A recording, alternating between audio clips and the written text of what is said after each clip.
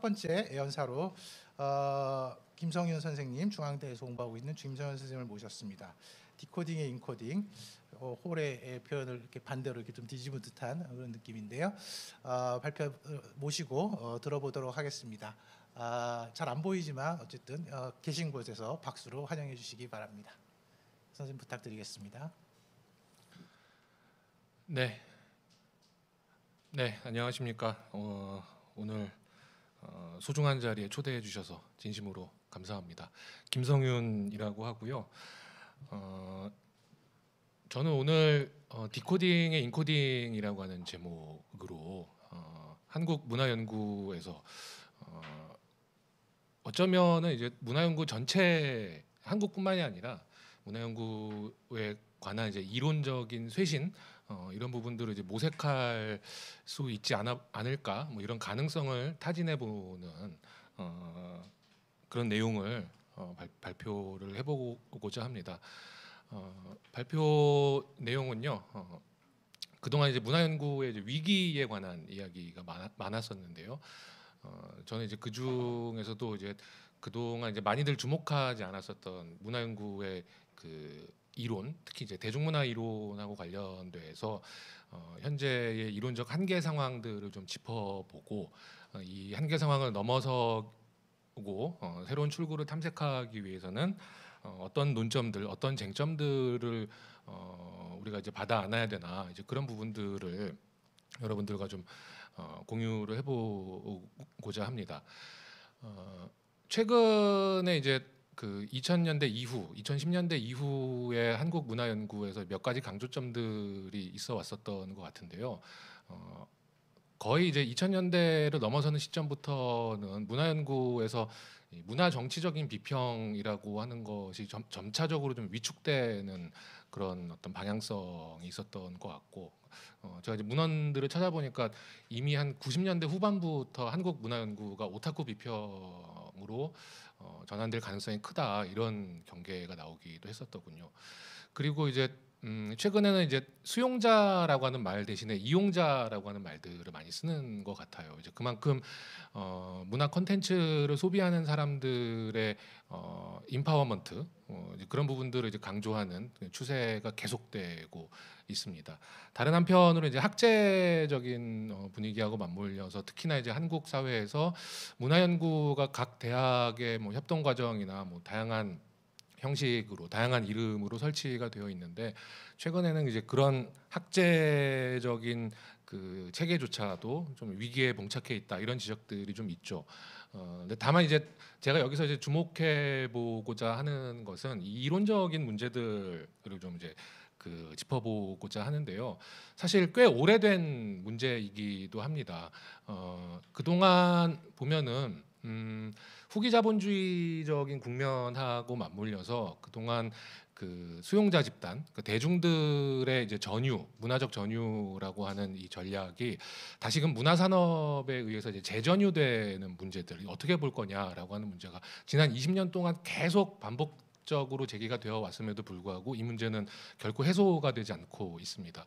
다른 한편으로는 비판의 대상이 도대체 무엇이냐라고 했을 때 그동안 이제 지배 문화를 비판할 것이냐, 특히나 이제 부르주아 이데올로기와 관련된, 다른 한편으로는 대량 문화, 상업주의, 상업 문화를 비판하는 것이냐, 이 두 가지가 우리는 되게 많은 부분 동일시를 하곤 했었었는데, 그 이미 뭐 알려진 것처럼 뭐 예컨대 이제 팬덤 문화 같은 경우는 상업 문화를 자원으로 삼아서 지배 문화의 비판을 하기도 하고, 그 다음에 뭐 인디씬 쪽이나 이런 곳에서는 특히나 이제 뭐 락 음악 같은 경우에는 그 남성적인, 뭐 여성 혐오적인 그런 어떤 분위기들을 통해서 상업 문화에 저항을 하는 뭐 그런 케이스들이 나타나요. 그래서 표적을 도대체 뭘로 볼 거냐. 그리고 좀 번박하게 이야기를 하자면은 이게 그동안 우리가 생각해 왔었던 대한 문화라고 하는 것 안에서 지배 문화적이고 헤게모니적인 요소들이 존재한다. 그러니까 이런 부분들이 그동안 쭉 제기가 되어 왔었던 문제였었다라고 이제 보실 수가 있겠고요. 그래서 뭐 이러저러한 문제들이 있는데 최근에 문화연구의 위기라고 했을 때 저 개인적으로 판단하기에는 이러저러한 위기론들이 있긴 하지만은 특히나 이제 이론적인 차원하고 관련돼서 이런 그 위기를 인식할 지적 프레임 그리고 다른 한편으로는 이런 그 위기를 관리할 프로그램이 없다는 것이 진정한 문제가 아닌가 이런 생각들을 해보게 됩니다. 우리는 그래서 어떻게 해서 이런 이론적 한계 상황에 봉착했나? 한국의 이제 대중문화와 관련된 역사적 흐름을 본다면은 그동안 대중문화 콘텐츠의 이제 유기적 구성이라고 할 만한 것이 은유적으로 표현하자면 굉장히 고도화되어 있는 측면들이 나타나고 있습니다. 2000년대 이후 뭐 기억하시겠지만 디워 논란에서부터 시작을 해서요. 1박 2일 무한도전, 슈퍼스타 K, 뭐 프로듀서 101 같은 콘텐츠들의 이 흐름들을 쭉 살펴보면은 우리가 앞서서 이제 이야기했었던 카운터 브리콜라주의 문제라든가 비판의 표적이라고 하는 것이 모호해지는 문제라든가 이런 부분들이 누적적으로 계속 강화되는 추세들을 보여왔다는 것을 알 수가 있고요. 근데 그런 반면에 이 콘텐츠 환경이라고 하는 것은 이미 제작 단계에서부터 이용자의 개입 가능성을 개방시키는 추세로 계속 가고 있죠. 이거는 이제 어떻게 보자면은 참 그동안 생각해왔었던 것에 비춰보자면 굉장히 그 이상적인 콘텐츠 상황을 보여주는 것 같기도 합니다. 생산 사이드와 이제 소비 사이드 사이의 어떤 그 인터랙티브한 환경들이 강화되고 있고 그런 사이 이제 생산자와 이용자 사이의 그 컨테스테이션 그 경합 각축이라고 하는 그 문화 정치의 이 국면이라고 하는 것이 이제는 굉장히 일반화된 추세로 보입니다. 근데 그러는 사이에 다른 한편으로는 좀 한쪽에서는 굉장히 그 이상화되는 측면들도 있는데 다른 한편으로는 이제 고전적인 문제들도 완전히 해소되지는 않고 있죠. 뭐 대표적인 게 저작권하고 관련된 이슈라든가 매체 권력과 문화 산업이 이제 외설적으로 커넥션을 맺으면서 대중들을 노골적으로 기만하는 문제들. 대표적인 게 이제 프로듀스 101의 투표 조작 사건들 이런 문제들 또한 우리는 떠안고 있는 상황이다라고 볼 수 있겠습니다. 이 타이밍에서 이제 소환해보고 싶은 사람이 이제 스튜어트 홀인데요. 많이 이제 알려진 이제 인코딩 디코딩 모델을 통해서 이 모델 자체가 이제 문화연구 이론에서는 거의 이제 정전화된 느낌인 것 같은데 만약 홀이라면은 지금 같은 상황을 이제 어떻게 판단을 할까 뭐 이런 생각을 좀 해보게 됩니다. 근데 제 판단으로는 어쨌든 자신과 자신의 동료들이 함께 만들었었던 인코딩 디코딩 모델의 시효가 마감됐다는 사실을 충분히 인정하고 그런 이론적 모델들을 정정하고자 시도하지 않았을까 이런 생각들을 해보게 되는데 실제로 이제 몇 가지 이론적 도전의 지점들을 추려보자면은 지금 이제 제시해드리는 세 가지 정도의 논점으로 요약을 해볼 수 있을 것 같습니다. 첫 번째는 과거하고는 다르게 인코딩 과정이 굉장히 다차원화되고 있고요. 다른 한편으로는 비평가적 대중들이 탄생을 했습니다. 이미 탄생을 했죠. 그리고 수용자들이 발휘할 것으로 기대되는 창조성이라고 하는 것이 문화산업 차원에서 제조되는 그런 분위기. 이라고 하는 것이 우리들이 이제 풀어야 할 문제들이 아닌가 싶은데 하나하나씩 좀 세부적으로 보면은 인코딩 과정의 다차원성이라고 하는 것은 이미 그 생산자 사이드에서도 굉장히 다양한 입장들이 존재한다라고 하는 것이죠. 그래서 1990년대식의 통일된 이데올로기적 입장이라든가 체계적인 인코딩 과정이라든가 이런 것들은 더 이상 상상 불가능한 일이 돼버렸다라고 하는 것이고요.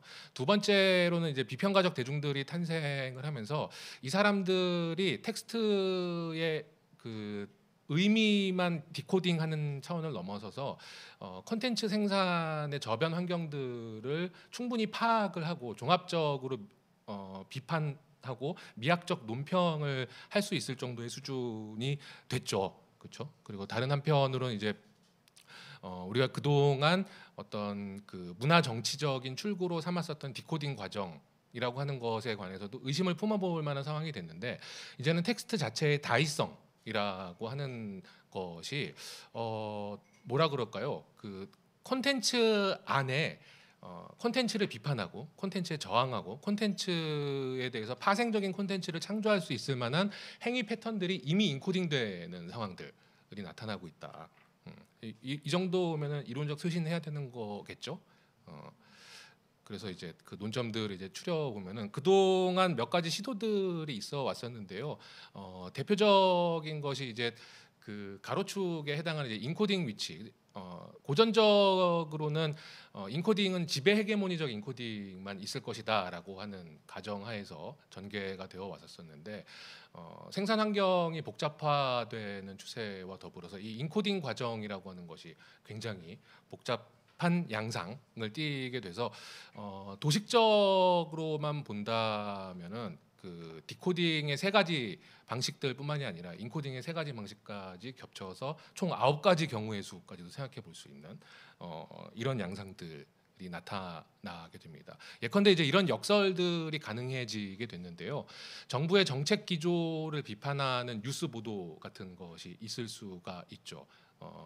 근데 이것을 대중들이 지배 헤게모니적으로 디코딩을 하면은 지배 이데올로기에 대항하는 꼴이 돼요. 왜냐하면 텍스트 자체가 대항적인 인코딩으로 되어 있으니까요. 다른 한편으로는 그냥 좀 소박하게 이야기하자면, 전적으로 이제 제가 동의하는 것은 아니지만, 예컨대 JTBC 뉴스가 있다, 태블릿 PC에 관한 보도가 있다. 근데 거기에 대해서 몇몇 대중들이 대항적인 디코딩을 할 수도 있죠.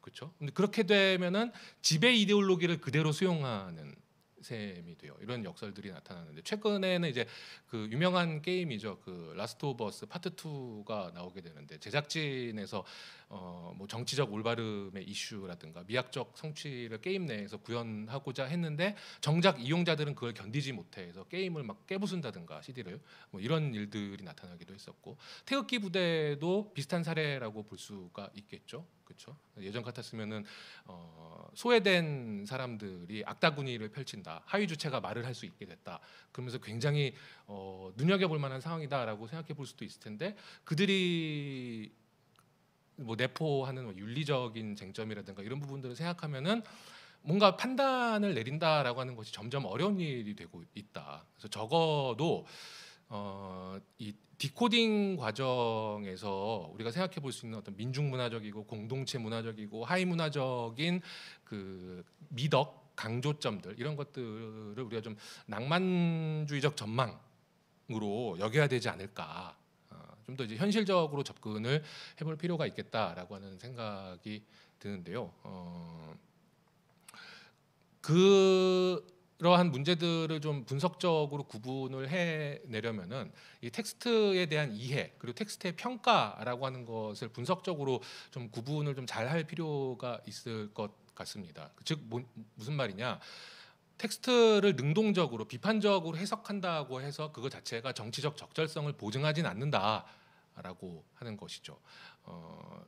그리고 그 사이에 이미 다들 아시겠지만 이데올로기의 지형이라고 하는 것도 많은 부분 변화를 해왔었죠.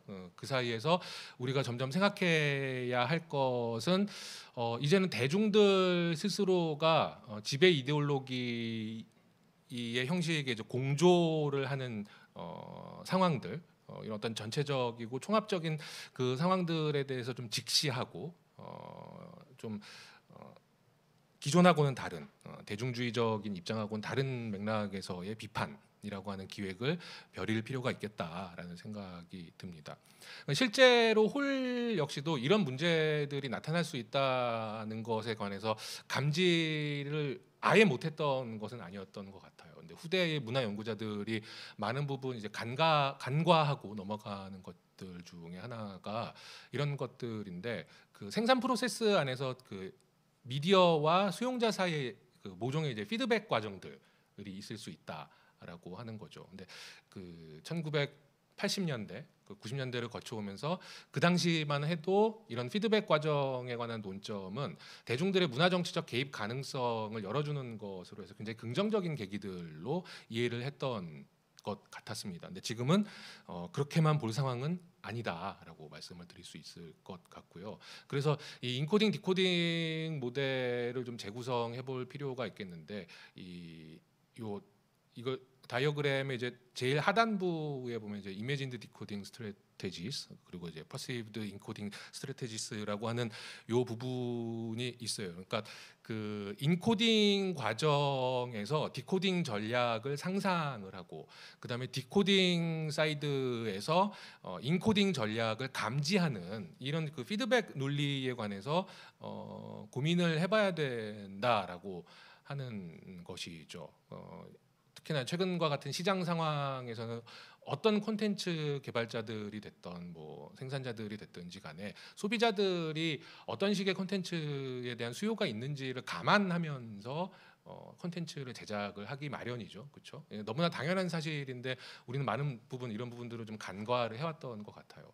그리고 이제 인코딩의 과정에서도 우리가 이제 그 비평가적 대중의 탄생이라고 이야기했었던 부분에서 넌지시 좀 말씀드렸었던 것처럼 인코딩 전략을 감안을 하면서 콘텐츠를 소비하고 텍스트의 의미들을 이제 그 디코딩을 하게 되는 것이죠. 그래서 많은 경우 우리가 이제는 생산자와 소비자의 경계가 사라지고 융합된다라고 이야기하는데 문화연구적인 맥락에서 좀 더 명시화해봐야 할 논점은 사실 이런 인코딩과 디코딩 사이의 피드백이라고 하는 논점이지 않을까라는 생각을 해보게 됩니다. 현재의 이제 그 문화 지형들을 보면은 제가 이것저것 다 때려 넣다 보니 별별 이야기가 다 나오게 되는데요. 뭐 여러 가지 이제 주체성하고 관련된 그 논점들, 뭐 신체성하고 관련된 논점들도 제기가 되고 있고 정치 사회적인 면면에서의 주체성에 관한 논점들, 뭐 관계성, 뭐 통치성 등등에 관한 이야기들이 문화연구적인 맥락에서 생각해봐야 될 그 뉴노멀한 분위기가 아닌가 싶은데요. 이런 상황에서 계속적으로 이제 바뀌어가고 있는 이제 이 사회적 지형, 문화적 지형이라고 할 만한 것들은 뭐 우리가 뭐 굳이 이 자리가 아니라고 하더라도 충분히 접했을 만한 어떤 그런 상황들이 계속적으로 전개가 되고 강화가 되고 있는 것 같습니다. 여기서 이제 짚어보고 싶은 논점은 갈수록 이제 이데올로기적 모호성이라고 할 만한 것이 이제 증대가 되고 있다라고 하는 것인데 원래 이제 이 말은 아도르노가 그 문화산업 그 아티클에서 이제 했었던 이야기이기도 합니다. 근데 그래서 개인적으로는 좀 요 이야기를 좀 심각하게 좀 다시금 받아들일 필요가 있지 않을까 하는 생각을 해보는데요. 탈대중화 추세라고 하는 것, 이미 이제 토플러가 이야기했었던 그런 추세가 지금은 거의 이제 현실화되어 있죠. 그리고 다른 한편으로는 이용자와 생산자가 그동안 몇십 년 동안의 과정들을 통해서 공진화 과정을 거쳐 왔습니다. 그 사이에서 우리가 생각해 볼 것은 문화산업이라고 할 것이 이 외부 불경제, 그러니까 뭐 감정이라든가 자유노동이라든가 창의성이라든가 이런 부분들을 산업 안으로 내부화하는 그런 운동을 보여왔었고 다른 한편으로는 여기 이런 상황들에 대한 이 비판적인 감각, 비판적인 논리들을 우리가 체계적으로 제대로 리뉴얼을 하고 있느냐라고 하는 부분에 대한 문제 제기를 해볼 수가 있을 것 같습니다. 그리고 다른 한편에 이제는 사회자 선생님께서 그 모두에도 이제 말씀을 하셨지만 이제 기술적 조건들이 계속 발전을 하면서 알고리즘 체계라든가 뭐 저는 자세하게는 잘 모르겠습니다만 이런저런 상황들 때문에 이제는 생산 사이드에서 디코딩 전략을 그냥 상상하는 차원, 뭐 시장 조사를 하고 하는 그런 차원을 넘어서서 디코딩 전략 자체가 이제 예비되는 그런 국면들이 이제 문제시되어야 하는 상황들이 있지 않을까 싶다는 생각이 들고 그리고 다른 한편으로는 이제 이데올로기적인 코드들이라고 하는 것이 이제는 대중적 차원에서 생산되는 것도 간과할 수 없는 상황이 돼버린 것 같아요. 과거에는 탑다운 방식으로 이데올로기라고 하는 것이 형식화되고 이런 것들이 사람들 사이에 어떤 주체성 형성에 영향을 미친다라고들 이야기를 해왔었는데 지금 상황에서는 콘텐츠들이나 이런 것들을 대중들 스스로가 생산하는 시대라고 한다면은 이용자가 직접적으로 만들어내는 지배 헤게모니적 인코딩이라고 하는 상황, 이 추가적 역설에 관해서도 생각을 해볼 수가 있을 것 같습니다. 그래서 생각을 좀 더 이제 심화를 시켜 보면은 점차 이제 갈수록 이제 생각해봐야 할 문제들은 이 메타적 구조라고 하는 것을 좀 고민을 해봐야 되지 않을까 싶어요. 그 말씀드렸듯이 이제 인코딩 전략이 다원화되고 디코딩 전술이라고 하는 것이 역동화되는 상황들에 있는데 이제는 그렇게 되면 될수록 생산과 소비뿐만이 아니라 우리가 고전적인 통념으로 생각해 왔었던 지배라고 하는 것, 저항이라고 하는 이런 통념들의 경계 이런 것들 한편으로는 재구조화되어야 하지 않을까. 즉 뭐냐, 그러니까 저항적인 것을 내부화하는 그러니까 달리 표현할 말이 없어서 메타적인 상황들, 그러니까 프라임 붙은 지배의 논리라고 하는 것을 좀 분석적으로 비판을 해낼 필요가 생기는 거죠. 그래서 이야기들을 좀 소략을 해보자면은 좀 더 이제 다차원적인 사고가 요구가 된다. 이제는 그 인코딩과 디코딩의 경계가 모호해지고 있으니까요, 그렇죠? 그리고 이제는 지배 헤게모니적 인코딩이라고 하는 것도 디코딩만큼 좀 더 입체적으로 이해를 해볼 필요가 있겠다. 그래서 인코딩에 적어도 3가지 이상의 계기가 존재할 수 있다라고 하는 말씀을 드렸었죠. 그리고 이제 세 번째로는 디코딩 과정에서 자율성을 위협하는 생산 측면의 여전한 비대칭적 우위. 이 부분을 그렇다고 해서 무시를 할 수는 없다고 보여집니다. 제가 이제 뭐 디코딩의 과정을 통해서 혹은 이제 그 이용자 사이드에서 능동적인 개입이 문제가 되고 있다라고 해가지고 통념적인 의미에서 생산 측면이 매체 권력이나 이런 부분들은 여전히 많은 부분 비대칭적으로 더 많이 소유를 하고 있기 때문에 이런 부분에 대한 그 관점을 또 그렇다고 해서 이제 놓아버리면 안 되겠죠. 그리고 다른 한편으로는 이용자에 의한 인코딩과 디코딩이라고 하는 새로운 지형 이런 부분들을 보는 쪽으로 가야 되겠다. 그래서 이제 이론적으로 좀 저도 개인적으로 계속 출구를 모색을 하고 있고 지금 오늘 발표드리는 주제를 계속 이제 버전업을 시키고 있습니다. 그래서 원래 오늘 이제 발표 주제는 지난번 문화연구학회에서 발표됐던 내용을 좀 더 이제 발전을 시키고 디자인도 좀 더 예쁘게 한다고 했는데요. 그때 이제 다 못했던 이야기 중에 하나가 이런 겁니다. 그동안 이제 문화연구 내에서는 한동안 이제 약간 좀 화용론적인 맥락에서 이 대중주의적인 해석들이 좀 그런 관점들이 많이 우세를 했었던 것 같습니다. 그래서 뭐 트랜스미디어적인 어떤 현상들이라든가 이런 부분들을 이런 부분들이 이제 내포하는 문화의 어떤 자율성 논리라든가 이런 부분들에 쉽게 좀 찬미를 하게 된다거나 뭐 동조를 하게 된다든가 뭐 이런 상황들에 봉착하게 되는 것 같은데요. 오늘 이제 드렸던 이제 논점들을 중심으로 좀 다시금 재구성을 해본다면은 최근의 양상들에 관해서도 비판적인 성찰들이 좀 가능하지 않을까? 이런 생각들을 해보게 되고요.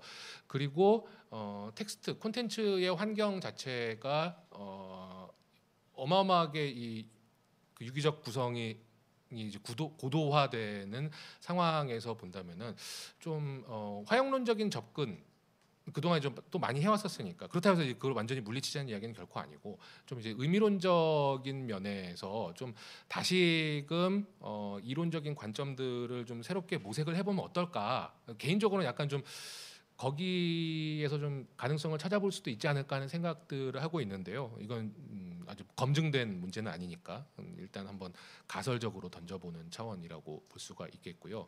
그리고 아마도 오늘 세션의 이제 마지막 발표 때 그 제목만 봐서는 이제 박지훈 선생님이 이제 문화 정치 경제학에 관해서 이야기를 하시기도 할 텐데 이 경제와의 이제 접합이라고 하는 문제. 원래는 이제 그 더글러스 켈러가 그 프랑크푸르트 학파의 전통과 영국 그 문화 연구 전통 사이에 이제 잃어버린 연결고리에 관해서 잃어버린 접합에 관해서 그 이야기를 한 적이 있었었는데요. 최근에는 비판 이론에서 강조되던 비판의 전략뿐만이 아니라 아예 이제 경제라는 층위 자체가 간과되는 경향들이 있는 것 같아요. 격가지 이야기이긴 합니다만 얼마 전에 이제 문화경제학회라고 하는 곳에 갔다 왔는데 그 문화경제학회라고 하는 것이 문화 연구에서 생각하는 그런 문화경제학이 아니더라고요.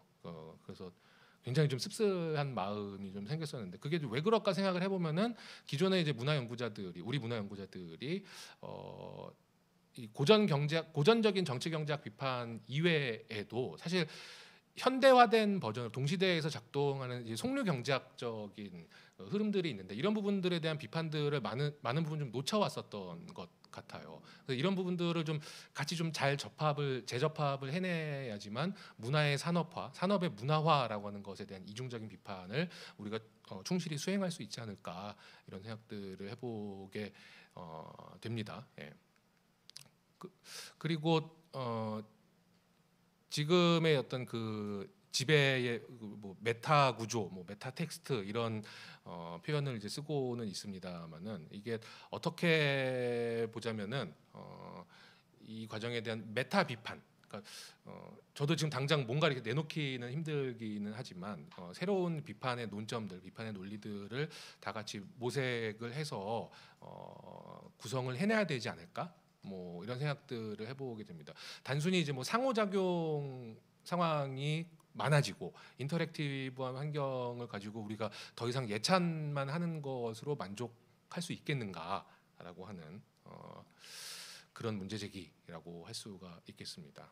그래서 어떤 차원에서 본다면은 개인적으로 생각하기로는 문화연구뿐만이 아니라 대다수 한국의 인문사회과학이 암묵적으로 전제하고 있는 그 사회주의적인 인간주의라든가 민중주의라든가 대중주의라든가 이런 부분들을 좀 다시금 지배의 논리도 이제 프라임이 붙었으니까 비판의 무기라고 하는 것에도 우리가 프라임을 붙여야 되지 않을까라고 하는 생각들을 해보게 되고요. 공식화된 기존의 통념들을 이제는 좀 끊고 다른 차원의 논리, 다른 차원의 서술, 다른 차원의 비판들 이런 부분들을 같이 모색했으면 좋겠다라고 하는 제안을 드립니다. 네, 발표는 이상으로 마치겠습니다. 예, 감사합니다. 어떻게 보면 스튜어트 홀이 그리고 또 그의 그룹들이 이 버밍엄에서 제기한 것들이 TV나 보도 사진과 같은 어떤 인코딩 모델 거기에 또 주류 지배 이데올로기가 새겨져 있고 그걸 어떻게 저항적으로 디코딩할 것인가 라는 것에 의해서 구성되어 있다면 최근에 우리가 접하고 있는 환경은 유튜브라든지 알고리즘과 같은 것들 또 오타쿠 비평으로의 전환 이런 것들은 사실은 비평적 대중 또 유희적인 생산자와 같은 굉장히 이런 인코딩과 디코딩이 피드백 나아가서는 결합되어 있는 그런 이데올로기적 모호성이 굉장히 증대되어 있는 환경을 우리가 살고 있다. 그리고 그 안에서 문화연구는 세 가지 좀 길을 제시해 주셨습니다. 하나는 화용론적인 분석, 즉 그 텍스트의 해독이 아니라 좀 균열을 파고 들어갈 수는 없는가. 또 한편으로는 경제학 비판을 좀 복권하는 특히 이제 고전 정치 경제학 비판과 같은 뭐 생산 양식이나 지배 이데올로기보다는 주류 경제학에서의 산업 비판과 같은 것들 사이에서 어떻게 길을 좀 찾아보는 문제들에 대해서도 제기를 해주셨고 마지막으로 메타 텍스트에 대한 메타 구조 분석, 뭐 세미오시스라는 새로운 기호학적 요청이라는 말씀도 중간 해주셨는데요.